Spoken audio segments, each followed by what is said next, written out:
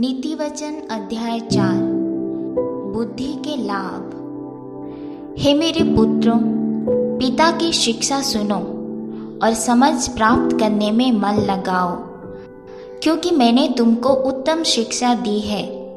मेरी शिक्षा को न छोड़ो। देखो, मैं भी अपने पिता का पुत्र था और माता का इकलौता दुलारा था, और मेरा पिता मुझे यह कहकर सिखाता था, तेरा मन मेरे वचन पर लगा रहे, तू मेरी आज्ञाओं का पालन कर, तब जीवित रहेगा। बुद्धि को प्राप्त कर, समझ को भी प्राप्त कर, उनको भूल न जाना, न मेरी बातों को छोड़ना।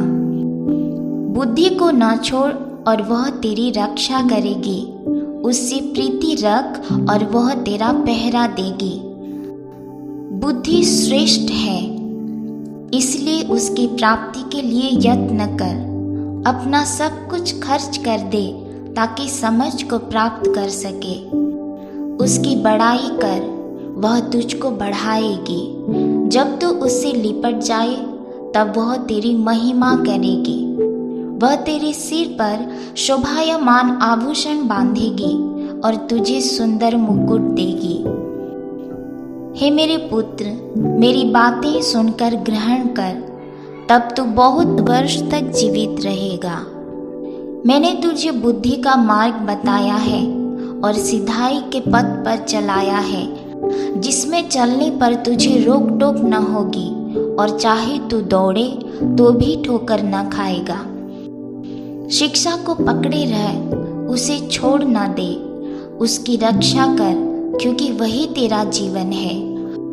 दुष्टों की डगर में पांव न रखना और न बुरे लोगों के मार्ग पर चलना। उसे छोड़ दे, उसके पास से भी न चल। उसके निकट से मुड़कर आगे बढ़ जा, क्योंकि दुष्ट लोग यदि बुराई न करें तो उनको नींद नहीं आती, और जब तक वे किसी को ठोकर ना खिलाएं तब तक उन्हें नींद नहीं मिलती। क्योंकि वे दुष्टता की रोटी खाते और हिंसा का दाख मधु पीते हैं। परंतु धर्मियों की चाल भोर प्रकाश के समान है, जिसकी चमक दोपहर तक बढ़ती जाती है। दुष्टों का मार्ग घोर अंधकारमय है। वे नहीं जानते कि वे किससे ठोकर खाते हैं। हे मेरे पुत्र, मेरे वचन ध्यान धर के सुन और अपना कान मेरी बातों पर लगा।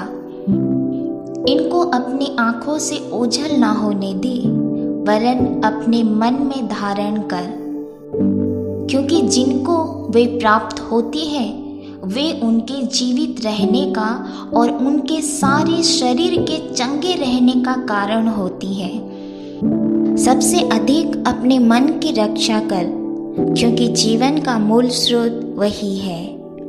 टेढ़ी बात अपने मुंह से मत बोल, और चालबाजी की बातें कहना तुझसे दूर रहे।